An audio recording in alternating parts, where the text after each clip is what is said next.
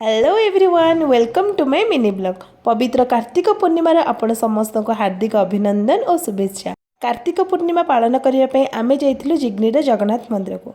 सेठी ठाकुर तो बहुत बढ़िया दर्शन है और आपण मैंने जानते सेठी डंगा भसा कार्यक्रम भी होता। यही कार्तिक पूर्णिमा कहीं डंगा भसा जाए तार कहानी मो पापा माने मो ससुर ठार शुणी जहाँ सहीटा मुझे सहित आज सेयार करी।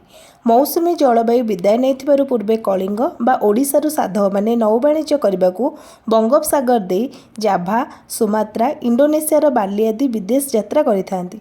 एही दुसाहसिक वाणिज्य और ऐतिह्यर आदान प्रदान पूर्वक गौरव को स्मरण करने को कार्तिक मासर पुण्यतिथि पूर्णिमा डंगा भसाण कराए।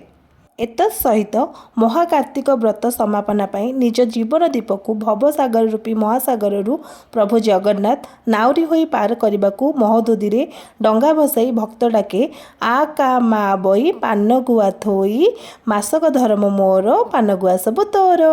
हाँ आ का मा बई माने आषाढ़ कार्तिक मार्गशीर और बैशाख यही 4 मास को धर्म मास हिसाब से पालन कराए। मो कहिबारे जदि किछि त्रुटि थाए ताले मते क्षमा करिवे। आउ हाँ भिडियोटी जदि भल लागिछि ताले लाइक शेयर कमेंट करने को जमा भी भूलिबेनी। Thank you for watching.